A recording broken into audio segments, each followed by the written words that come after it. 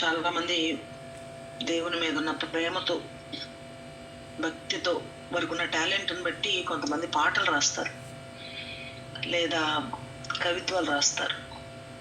ఒకసారి ఒక అమ్మాయి చాలా నిష్టగా, చాలా భక్తిగా ఉండే ఒక ఆమె, అంటే సాయిబాబా అంటే చాలా ఇష్టం ఆమెకి. ఆమె ఆయన మీద పాట రాసిందంట. అట్లా తను ఇష్టం మీద అలా రాసింది. తర్వాత దేవుళ్ళకి వచ్చిన తర్వాత ప్రతిదీ ఆమెకి పాట. అప్పుడు ఒక పాట రాసిందేమో కానీ తను ఎప్పుడు చూసినా తన మనసులో ఆ మాటలు అలాగా దేవుణ్ణి అంతగా ప్రేమించిన దానిలో తనకి ఆ పాటలు కట్టే టాలెంట్ ఉంది కాబట్టి మరి చాలా పాటలు రాసింది ఆమె. అవి బయటికి రాలేదు, కానీ తను చర్చ్కి వెళ్ళే పరిస్థితి కాదు. దేవుణ్ణి ఎదిగి తన భర్త మారలేదు. ఒక సీక్రెట్ క్రిస్టియన్గా ఉండిపోతూ తను అలాగా దేవుని గురించి విన్న ప్రతీదీ అదొక పాట రూపంలో తన మనసులో పెట్టుకుంటా ఉంటుంది. అట్లా కొంతమందికి నేను ఒక సేవకుడు గురించి విన్నాను. తన పెళ్లి చేసుకున్న తర్వాత తన భార్య మీదే కవిత్వాలతో ఒక పుస్తకాన్నే రాశాడు ఆయన. సో కొంతమంది తప్పేం కాదు, భార్యను ప్రేమించాలి. అలా అనేక విధాలుగా పాటలు అనేవి చూస్తాం మనం. పాటలు మనం చూసినప్పుడు పాటలు మనకి ఒక చాలా మీనింగ్ని ఇస్తాయి, ఒక గ్రహింపునిస్తాయి, ఒక పాఠాన్ని నేర్పిస్తాయి. అలాగే ప్రవక్త అయిన యెషయా కూడా ఒక పాట రాశాడు. ఆ పాట నేను పాడతాను వినండి అన్నట్లుగా. మరి యెషయా 5వ అధ్యాయంలో మనం చూస్తే, నా ప్రియుని గురించి పాడేదను వినుడి అని పాడుతున్నాడు. కానీ ఆ పాట మనకొక గొప్ప పాఠాన్ని నేర్పించేదిలాగా ఉంటుంది.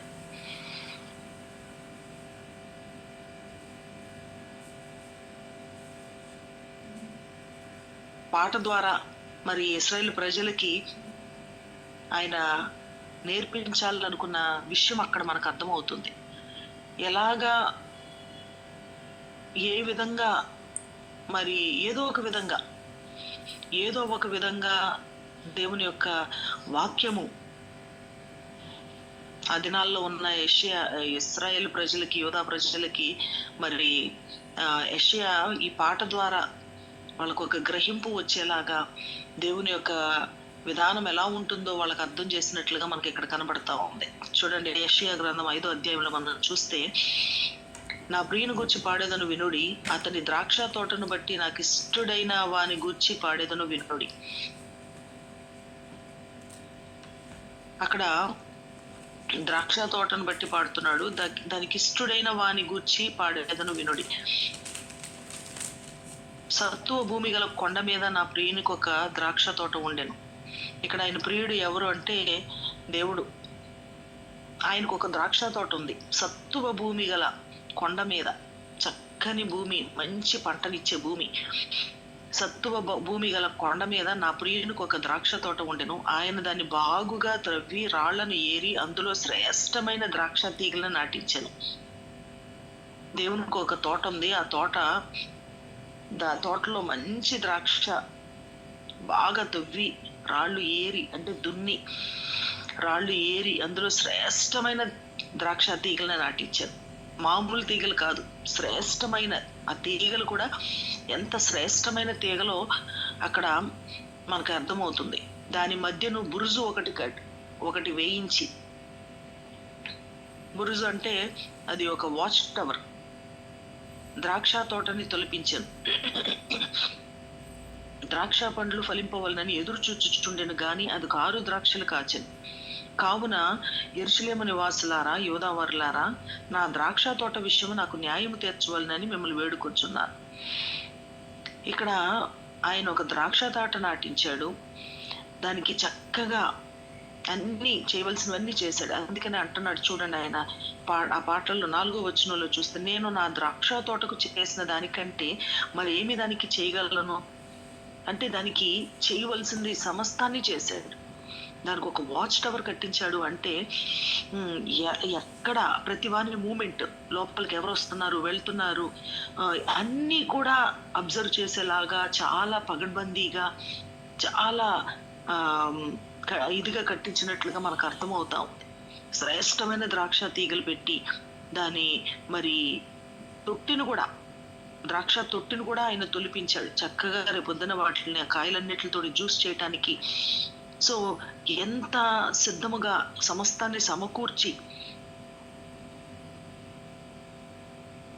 ఈ మాటను బట్టి మనం అర్థం చేసుకోవచ్చు. నా ద్రాక్ష తోట విషయము నా ద్రాక్ష తోటకు చేసిన దానికంటే మరేమి దానికి చేయగలను అంటే చేయవలసినంతా ఆయన చేసినట్లుగా అక్కడ మనకు అర్థమవుతుంది.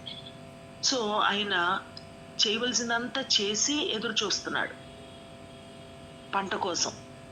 ఏమి పంట సరిగ్గా దాన్ని ఏమీ చేయకుండా మంచి పంట రావాలని ఏమి ఎదురు చూడట్లా. దాన్ని చేయవలసినంత చేసి మంచి ద్రాక్ష కాయలు కాయాలని చెప్పి ద్రాక్ష పండ్లు కావాలని చెప్పి ఆయన ఎదురు చూస్తున్నాడు. ద్రాక్ష పండ్లు ఫలింపవలనని ఎదురు చూచుచుండెను గాని అది కారు ద్రాక్షలు కాచదు. ఇప్పుడు ఏమంటున్నాడంటే నా ద్రాక్ష తోట విషయము నాకు న్యాయము తీర్చవలనని మిమ్మల్ని వేడుకొంచున్నాను. నేను నా ద్రాక్ష తోటకు చేసిన దానికంటే మరేమి దానికి చేయగలను? అది ద్రాక్ష పండ్లు కాయనని నేను కనిపెట్టినప్పుడు అది కారు ద్రాక్షలు కాయటకు కారణమేమి? ఆలోచించడి. నేను నా ద్రాక్ష తోటకు చేయబోవు కార్యమును మీకు తెలియజెప్పెదను. ఇంకా ఫైనల్ గా ఆయన ఏం చేయబోతున్నాడు, ఆ ప్రియుడు అంటే దేవుడు ఒక ద్రాక్ష తోట నాటాడు, దాన్ని అన్ని మంచిగా చేశాడు, దానికి ఆయన మంచి ద్రాక్షాలు పండ్లు కాస్తాయని కనిపెట్టాడు. కానీ దాని కారు ద్రాక్షలు కాసినప్పుడు ఆయన ఎంత బాధపడి ఉంటాడు. ఎందుకంటే దానికోసం ఎంత చెయ్యాలో అది చేశాడు. చక్కగా ప్రతిదీ కూడా తవ్వి రాళ్ళు ఏం లేకుండా ఏరి, ఒక రైతు పంట కోసం ఎంత కష్టపడతాడో అవన్నీ కూడా ఈయన చేశాడు. చేసిన తర్వాత ఆఖరికి కారు ద్రాక్షలు కాసినప్పుడు దానికి కారణం ఏంటి? ఆ ప్రశ్నకి ఇక్కడ సమాధానం కనపడట్లేదు, కానీ కారణం మనకి కనపడట్లేదు. కానీ ఆయన ఫైనల్ గా ద్రాక్ష తోట మరి తోట వేసిన యెషయాకి ప్రియుడైన దేవుడు ఏం చేశాడు అనే విషయం మనకి ఇక్కడ కనబడుతుంది. నేను అది మేసివేయబడినట్లు దాని కంచెను కొట్టివేసేదను, అది త్రొక్కబడినట్లు దాని గోడను పడగొట్టి దాన్ని పాడు చేసేదను. అది శుద్ధి చేయబడదు, పారతో త్రవ్వబడదు. దానిలో గచ్చ పొదలను బల్లు రక్కసి చెట్లను బలిసేండును. దాని మీద వర్షింపవలదని మేఘములకు ఆజ్ఞ ఇచ్చేదని. ఇశ్రాయేలు వంశము సైన్యములకు అధిపతి యెహోవా ద్రాక్ష తోట, యోధా మనుషులు ఆయనకి ఇష్టమైన వనము. ఆయన న్యాయము కావాలని చూడగా బలత్కారము కనబడేను, నీతి కావాలని చూడగా రోదనము వినబడేను. స్థలం ఇక్కడ చాలా ఇంతవరకు మనం చూస్తే 7వ వచనం వరకు ఇక్కడ ఆ కారు ద్రాక్షాలు కాయటానికి కారణం కనపడలేదు, కానీ ఆ ద్రాక్ష తోటకి ఆయన ఏం చేయబోతున్నాడో అక్కడ వివరించిన పరిస్థితి కనబడుతుంది. ఆయన ఎంత చక్కగా దాని చుట్టూరు కంచి వేసి, తోటకి చక్కగా కంచి వేసి దాన్ని అంత భద్రం చేసి, ఎందుకంటే మంచి ద్రాక్షలు కాసినప్పుడు మరి దానికి చాలా భద్రత కావాలి, లేకపోతే ఎవరు పడితే వాళ్ళు కోసేస్తారు. అలాంటి భద్రత కూడా చక్కగా మరి గోడ కట్టి లేకపోతే కంచె వేసి అన్ని చేసినట్లుగా ఇక్కడ ఆఖరికి ఆయన ఏం చేశాడంటే అది త్రొక్కబడినట్లు దాన్ని గోడను పడగొట్టి కంచెను కొట్టివేశాడు.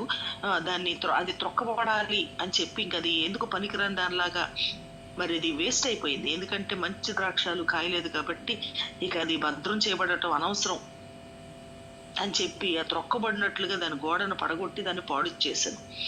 అది శుద్ధి చేయబడదు, పారతో త్రవ్వబడదు. దానిలో గచ్చ పొదలను బలు రక్కసి చెట్లను బలిసి ఉండును. దాని మీద వర్షింపవలదు. ఆఖరికి మేఘాలకు కూడా ఆయన ఆజ్ఞాపించిన విషయం ఏంటి అంటే దానిలో ఇంకా దాని మీద వర్షం పడవద్దు అని. ఈ కంచెను మనం చూస్తే యోబు విషయంలో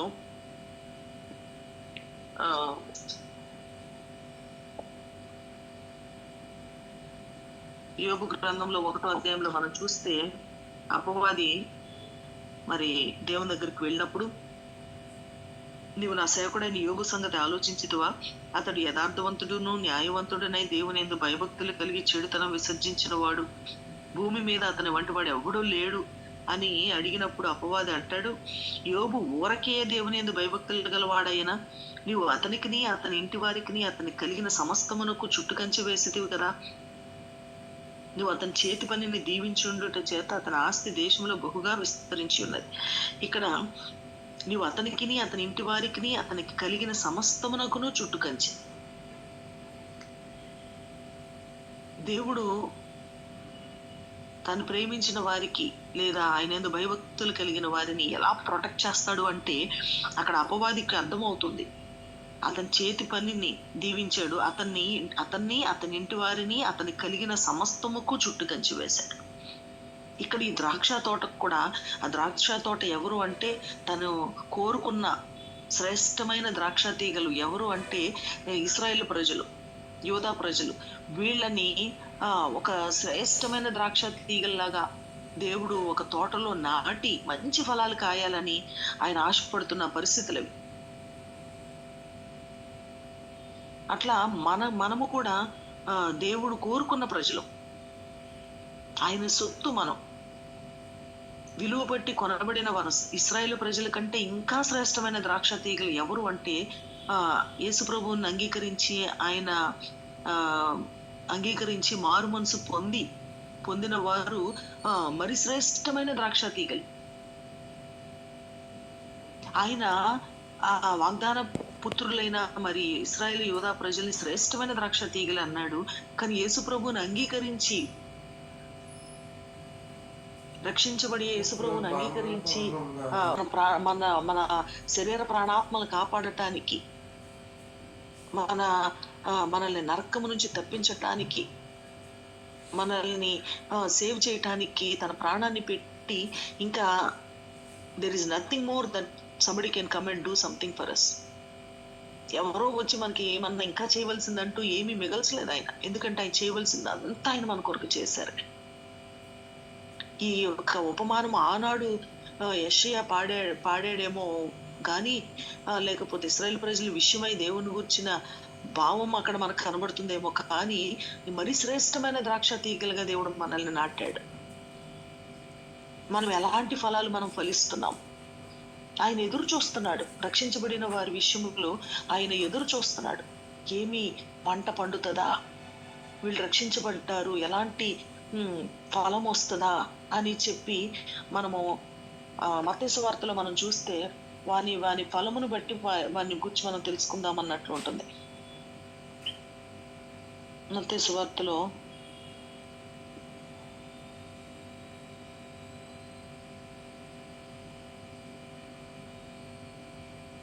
5వ అధ్యాయం 7వ అధ్యాయం అనుకుంటా, 7వ అధ్యాయము 20వ వచనం. కాబట్టి మీరు వారి ఫలము వలన వారిని తెలుసుకుందరు. సో మంచి ఫలము, మంచి చెట్టు మంచి ఫలాన్ని ఫలిస్తుంది, పనికి మాలిన చెట్టు కాని ఫలం ఫలిస్తుంది. మంచి చెట్టు కాని ఫలం ఫలింపనేరదు, పనికి మాలిన చెట్టు మంచి ఫలములు ఫలింపనేరదు. సరే, ఇదంతా కాదు కానీ ఫలము వలన వారిని తెలుసుకుందాం. సో మనము మన ఫలాన్ని బట్టి మరి మనము మంచి మరి శ్రేష్టమైన ద్రాక్ష తీగలుగా ఉన్నామా లేదా అనేది మనం తెలుసుకోవచ్చు. ఎలాంటి ఫలాన్ని ఫలిస్తున్నాము. దేవుడేమో మనకి చేయవలసిందంతా చేసి ఆయన ఎదురు చూస్తున్నాడు. ఆయన మనం అంగీకరించి మరి ఆయన్ని ఆయనకి ఎలాంటి బహుమానం మనం ఇవ్వబోతున్నాము, ఎలాంటి శ్రేష్టమైన ద్రాక్షాలని, ఆయన కోరుకుంటున్న ద్రాక్షాలను మనం ఇవ్వగలుగుతున్నామా, ఆయన ఆశపడిన ద్రాక్ష తీగలను మనం ఇవ్వగలుగుతున్నామా. ఎందుకంటే ఆయన చేయవలసిందంతా చేశాడు.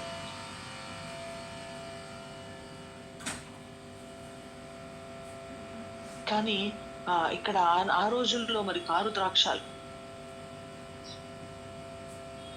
మనము కూడా మరి మంచి ద్రాక్షాలు మనం ఫలించలేకపోతే దేవుని యొక్క కాపుదల, దేవుని యొక్క కాపుదల మనము ఆ పోగొట్టుకునే పరిస్థితులు కనబడుతున్నాయి.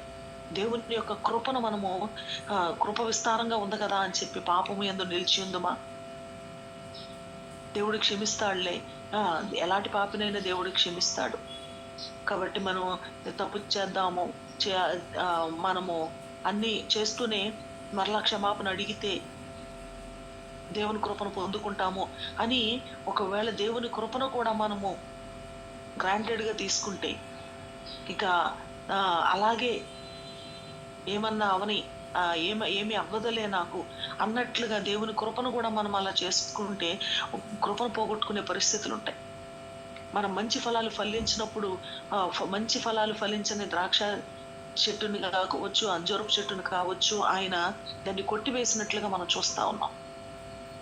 ఇక్కడ ఈ తోట విషయంలో కూడా ఆయన చేసిన పని, ఆ కంచెను తీసివేశాడు. అరే, ఎంత ప్రేమించాడు, ఎంత కష్టపడ్డాడు.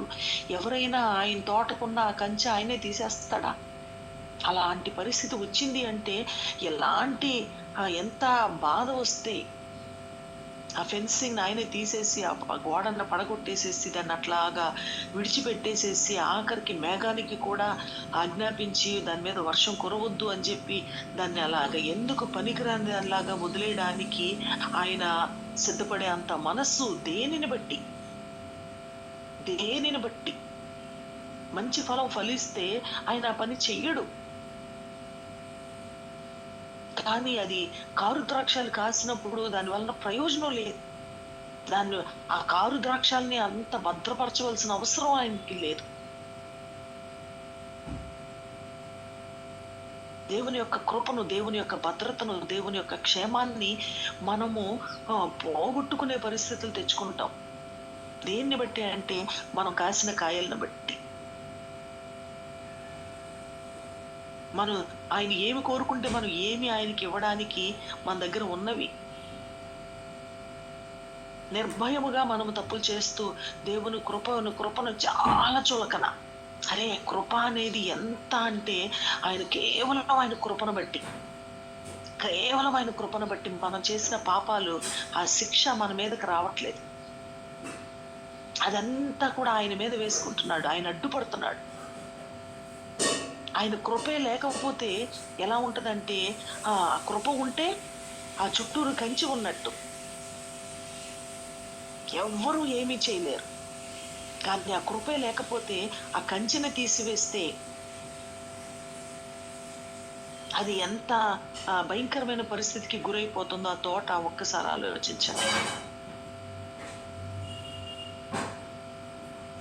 మనం చేసిన తప్పులకి, మన పాపము వల్ల వచ్చే జీతం మనకే, ఆ మరణం అనేది మనకే ప్రాప్తిస్తే మనం ఎవరు బ్రతికుండే వాళ్ళం కాదు.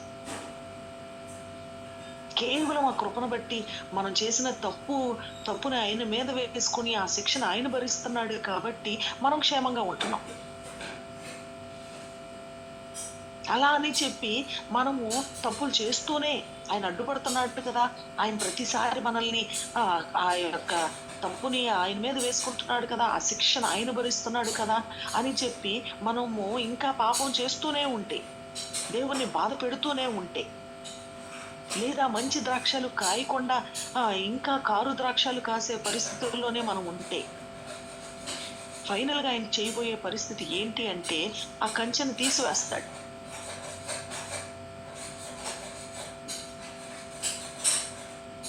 అప్పుడు ఆ కంచెను తీసివేసిన తర్వాత, మేఘానికి ఆయన ఆజ్ఞాపించిన తర్వాత వర్షం పడొద్దని, ఇంకా ఆ తోట ఏం ఫలిస్తుంది?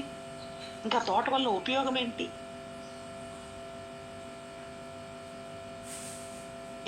తోట ఎంత ఘోరమైన పరిస్థితికి వెళ్ళిపోతుందో, ఆ యొక్క బలు రక్కసి చెట్లు అన్నట్లుగా అక్కడ ఎంత ఎలాగ విడవబడింది.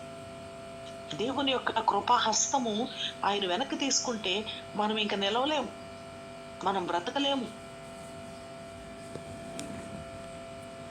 దేవుని కృప ఉన్నంత వరకు దేవుని మనం నిర్లక్ష్యం చేసి ఆయనకి చోటు ఇవ్వకుండా, ఆయన అర్థం చేసుకోకుండా ఆయన కంచి ఎత్తివేసిన తర్వాత, ఇక ఆయన కంచి ఎత్తివేసిన తర్వాత, ఆయన మేఘానికి ఆజ్ఞాపించిన తర్వాత, అప్పుడు మన దేవుడా దేవుడా అంటే ఉపయోగం ఏముంది?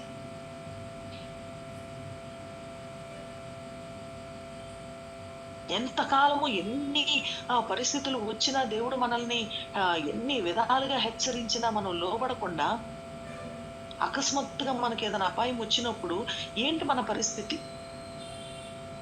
అంతదాకా మనము రక్షించబడిన వారమైన మనము, దేవుని ఎరిగిన వారమైన మనము, దేవుని కృపను అంత చులకన చేసుకొని ఎలా ఉందంటే మన క్రైస్తవులు మన జీవితాల్లో మన దేవుని ఎరిగిన వారిగా ఉన్న మన జీవితాల్లో ఏదైనా చిన్న కష్టం వస్తే ఆ కష్టాన్ని దాటి ముందుకు వెళ్ళిపోతున్నాం మనం. ఆ కష్టములో అవసరం అయితే మనుషుల్ని నిందిస్తున్నాం.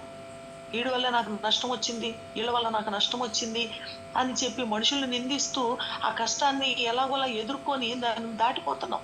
ఇంకేదైనా చిన్న కష్టం వస్తే ఏదైనా బైక్ మీద వెళ్తా ఉంటుంటే బైక్కి ఏదన్నా దెబ్బ తగిలింది అనుకోండి, ఆ బైక్ని రిప్లేస్ చేసుకుంటున్నారు అవసరమైతే. లేకపోతే కాలే ఇరిగింది అనుకోండి, ఒక 6 నెలలు రెస్ట్ తీసుకొని మరలా ముందుకు వెళ్ళిపోతున్నాం. కానీ వాడెవడో గుద్దాడు, వీడెవడో ఏదో చేశాడు అని చెప్పి ఎవరో ఒకళ్ళని నిందిస్తూ మనము ముందుకెళ్ళిపోతున్నాం. కానీ ఆ చిన్న చిన్నవన్నీ మనకి దేవుడు ఇస్తున్న గద్దింపని, ఒక హెచ్చరికని, ఒక మేల్కొల్పు అని మనం భావించలేకపోతున్నాం.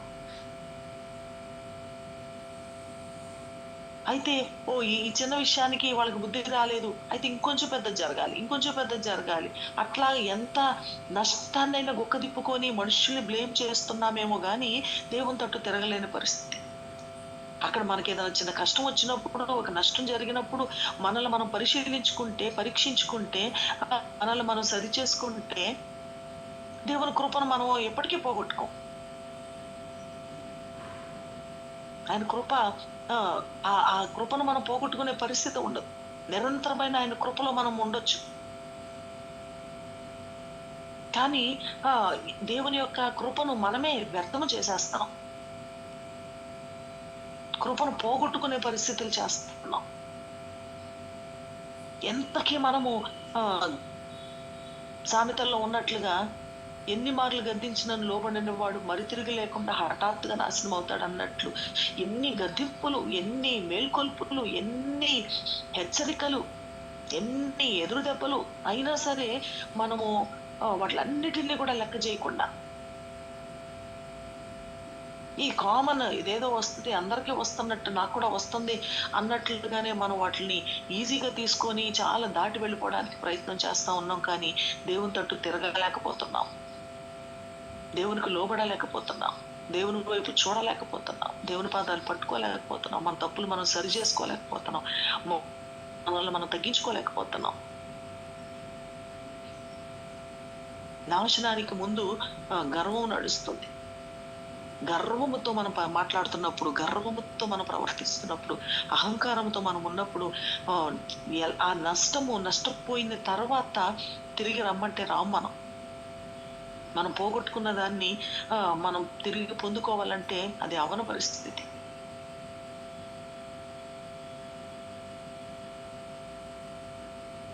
దేవుడే ఆ కంచెను ఒక మనల్ని పరీక్షించడానికి వరకు అన్నిట్లే ఉంచి మనం కారు ద్రాక్షాలు కాసామని కాదు, కానీ ఇక్కడ యోబు విషయంలో పరీక్షించడానికి వరకు ఆ కంచి తీశాడు, కానీ మరలా ఆ కంచెను వేశాడు, మరలా రెండంతల బ్లెస్సింగ్ దేవుడు ఇచ్చాడు.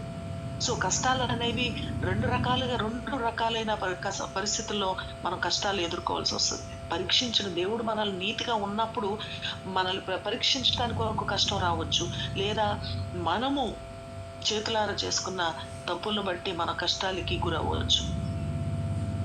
దేవుడు మనకు బుద్ధి రావటానికి కొన్ని కష్టాలు మనల్ని గురి చేయవచ్చు. అప్పుడు దేవుని తట్టు తిరుగుతున్నామా? మన తప్పులు మనం అర్థం చేసుకుంటున్నామా? ఆ కష్టం వచ్చినప్పుడైనా మనల్ని మనం తగ్గించుకుంటున్నామా? అప్పుడు కూడా మనం తగ్గించుకోకపోతే మనం ఆ హెచ్చరికలు మనము మేల్కొనకపోతే ఇక ఆయన చేయగలిగింది ఏమీ లేదు, చేయగలిగింది ఏమీ లేదు కదా. పైగా ఆ యొక్క ఫెన్సింగ్ ఆయనే చేతులారా తీసివేసే పరిస్థితి వస్తుంది. కొన్ని పరిస్థితులు మనం చూసినప్పుడు ఎంత అన్ని మంచిగా ఎంతకాలము ఉన్న నిర్లక్ష్యంగా ఉన్న దాన్ని బట్టి ఆఖరికి ఆయన కంచి ఎత్తివేసిన పరిస్థితులు. నిన్నటి దినాన్న మనందరం జూమ్ లో కూడా ప్రార్థన చేస్తున్నాం నాని కోసం. తను ఎలా ఉన్నాడంటే నిర్జీవంగా పడున్నాడు, ఏమీ లేదు, బ్రెయిన్ డెడ్ లాగా ఉన్నాడు, ఏ స్పర్శ లేదు, ఎక్కడ మూమెంట్ లేదు, ఎక్కడా ఏమీ లేదు, ఒక్క ఆ వెంటిలేటర్ మీద ఊపిరి ఆడుతుందా అన్నట్లుగా కనబడుతుంది తప్ప ఏమీ లేదు. తన ఇంటి వాళ్ళు ఎంతమంది ఏడుస్తున్నారు, తన భార్య ఏడుస్తుంది, వాళ్ళందరూ ఏడుస్తున్నారు. కానీ బ్రతికుండగా దేవునికి లోబడకుండా దేవుడు కృప ఇస్తాడా? ఆయన కృపను పోగొట్టుకున్నారా? ఆ కంచి ఎత్తివేశాడా అన్నట్లుగా అనిపిస్తా ఉంది.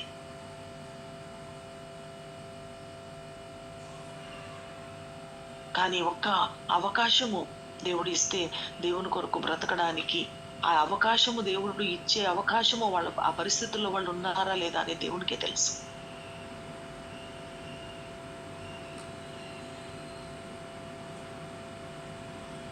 కొన్నిసార్లు మనం అలాగే అలాంటి పరిస్థితి వస్తుందని ఎవరు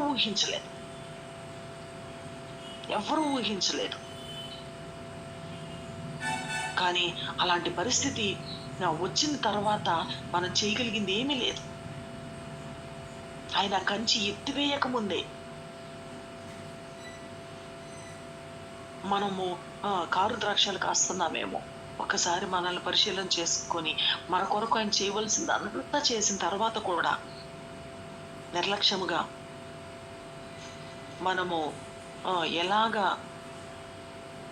ఆయన కోరుకున్న ఫలాన్ని ఇవ్వలేని పరిస్థితిలో మనం ఉన్నామో ఒక్కసారి మనల్ని మనం పరిశీలన చేసుకుంటే, ఆ తర్వాత ఆ అధ్యాయంలోనే యెషయా 5వ అధ్యాయంలో ఎన్ని విషయాల్లో మరి దేవుడిని వాళ్ళు బాధ పెట్టారు, లేకపోతే ఆ విషయాలు మనం ఉన్నాయి. ఇంకా రేపు మనం చూద్దాం దాన్ని. కాబట్టి ఆ కంచె ఎత్తివేసే పరిస్థితి, నిజంగా ఆ కంచె లోపల మనల్ని ఎంత క్షేమంగా, ఎంత భద్రంగా, ఎంత ఫలభరితముగా మనం ఉండాలని ఆయన ఆశపడుతూ ఉన్నాడు. ఆయన ఉద్దేశం ఎంత ఉన్నతంగా ఉన్నదో, ఎంత గొప్పదిగా ఆయన ఉద్దేశం ఉన్నదో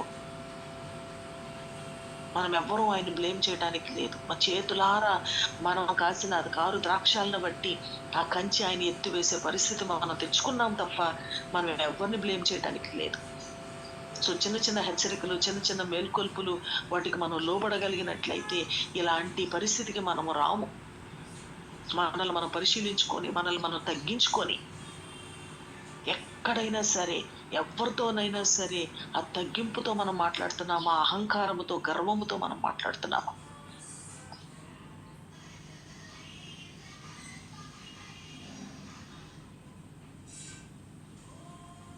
కాబట్టి ఈ యొక్క ద్రాక్ష తోట గురించి మరి యెషయా ప్రవక్త పాడిన పాట మనకి ఈ పాఠాన్ని నేర్పిస్తుంది. దేవుడు ఆ కంచిని ఎత్తివేసే పరిస్థితి మనం ఆనాడు ఇశ్రాయేలు ప్రజలు తెచ్చుకున్నారు. ఆనాడు ఇశ్రాయేలు ప్రజలు చెరపట్టబడ్డారు. ఆనాడు వాళ్ళు ఎంత ఘోరమైన పరిస్థితులకు వాళ్ళు గురయ్యారో చెప్పడానికి వీల్లేదు. అలాంటి పరిస్థితి మనకి కూడా రాకూడదు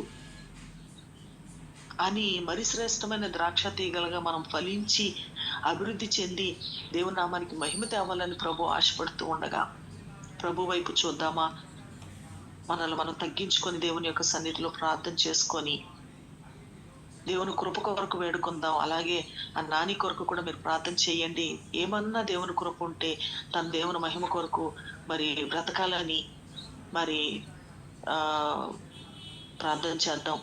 దేవుడు ఒక అవకాశం ఏమన్నా ఇస్తాడేమో. చిన్న ప్రార్థన చేసుకుందామా? Recording stopped.